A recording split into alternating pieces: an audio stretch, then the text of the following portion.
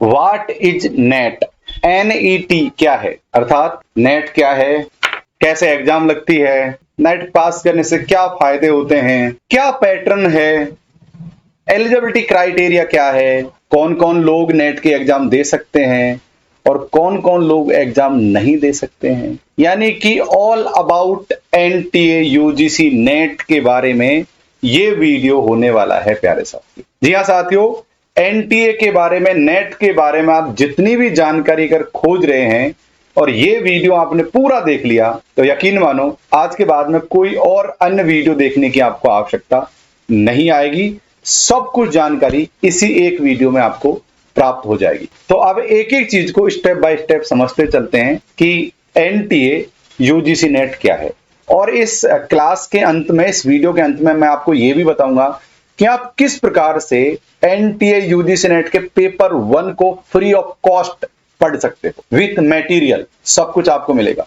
तो बने रहिए मेरे साथ। तो चलिए प्यारे साथियों, सबसे पहले मैं समझा देता हूं आपको कि क्वेश्चन कितने आएंगे, कैसे पूछे जाएंगे, एग्जाम कैसे लगेगी, फिर स्टेप बाय स्टेप आगे बढ़ते हैं। तो शुरुआत भाई सबसे पहले हम क्वेश्चनों से ही कर लेते हैं। जी हाँ साथियों, सबसे पहले बता दूं कि 2 पेपर लगते हैं, पेपर 1 और पेपर 2। पेपर 1 जो होता है सभी के लिए कॉमन होता है। जी हाँ साथियों, जितने भी स्टूडेंट होते हैं जो NTA की एग्जाम देते हैं उनके लिए, सबके लिए कॉमन होता है। अब इसमें क्या होता है साथियों, 50 क्वेश्चन आते हैं और कितने नंबर के आते हैं, 100 नंबर के आते हैं। इसमें 10 यूनिट होती है साथियों, 10 यूनिट, यानी 10 यूनिट में से आपसे सवाल पूछे जाएंगे, जिसमें मैथ, रीजनिंग, DI, कम्युनिकेशन, बोध यानी जो कॉम्प्रीहेंशन है, रिसर्च एप्टीट्यूड है, टीचिंग एप्टीट्यूड है, कम्युनिकेशन है, DI है, ऐसे तमाम 10 यूनिट्स आपसे यहां पर पूछे जाएंगे।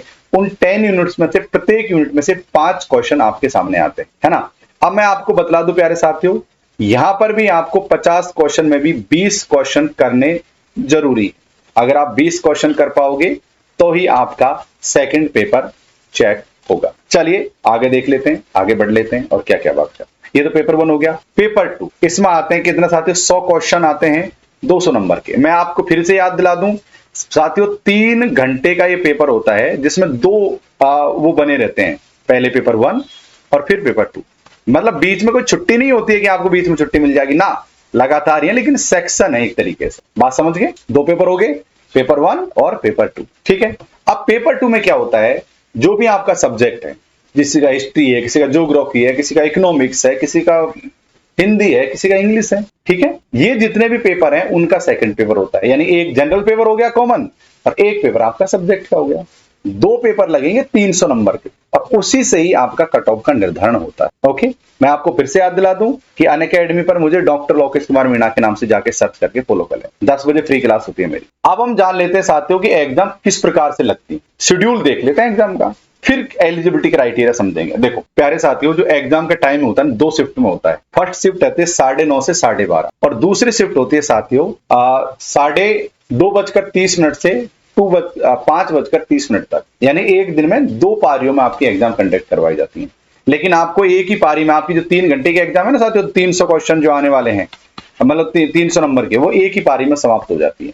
इस प्रकार का आपका ये जो शेड्यूल्ड होता है एग्जाम का, ये आपको देखने को मिल जाएगा। अब थोड़ी बारीकी के साथ हम एलिजिबिलिटी क्राइटेरिया को समझ लेते हैं। देखो सुनो, अगर आप ST, SC, OBC non creamy layer हैं तो आपको 50% की आवश्यकता है मिनिमम PG में। रिपीट कर रहा हूं दोबारा, जब आप MA कर रहे हो, PG में या MSc किया हो या MCOM किया हो, कुछ भी, मतलब आपको PG में 50% की आवश्यकता है। अगर आप जनरल कैटेगरी से संबंधित हो तो आपको 55% कम से कम ग्रेजुएशन या मास्टर डिग्री में होना, माफ करना, मास्टर डिग्री में होना जरूरी, ठीक, इस बात को ध्यान रखना। तो ये मिनिमम क्राइटेरिया है क्वालिफिकेशन का। अच्छा, आगे देख लेते हैं।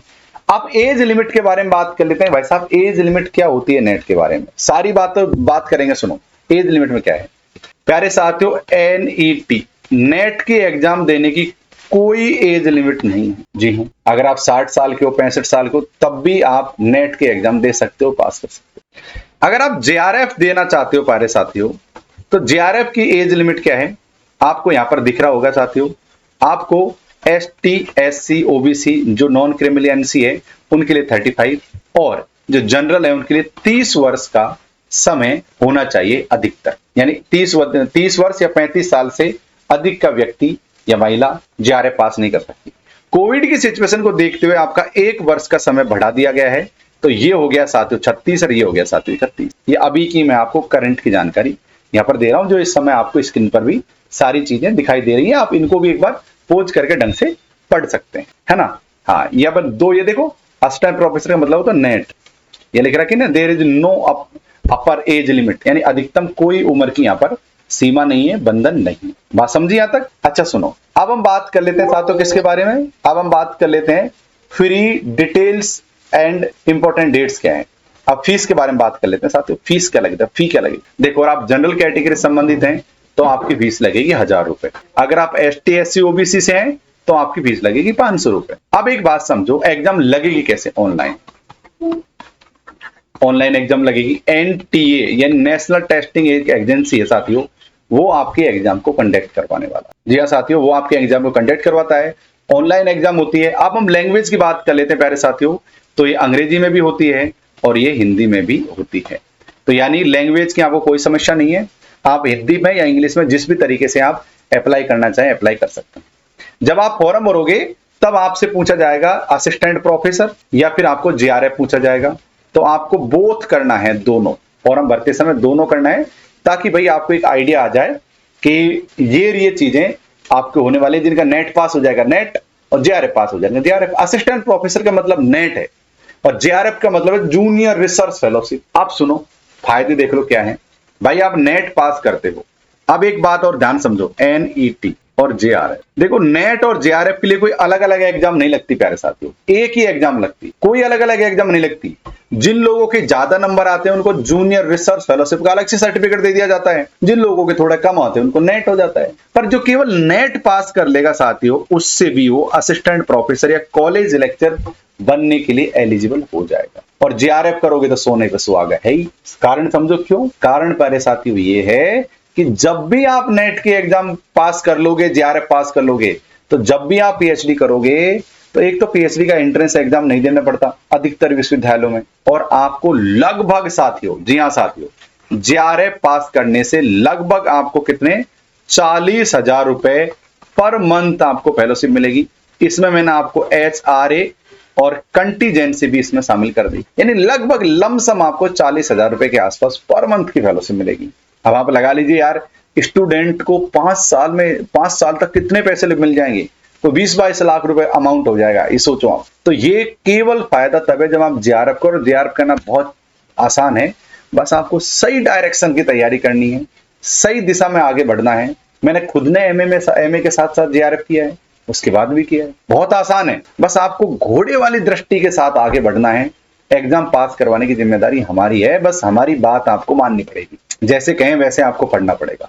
बहुत आसान है प्यारे साथी। चलिए अब हम बात कर लेते हैं उन लोगों के बारे में कि सर अभी हम MA कर रहे हैं, क्या हम लोग एग्जाम दे सकते हैं? जी हाँ, जो भी स्टूडेंट इस समय MA कर रहा है, चाहे वो फर्स्ट ईयर में हो, चाहे वो सेकंड ईयर में हो, चाहे वो फर्स्ट सेम में हो, चाहे वो थर्ड या फोर्थ कोई भी सेम में हो, वो सब लोग अपेयरिंग डाल के JRF नेट का फॉर्म फिल कर सकते हो।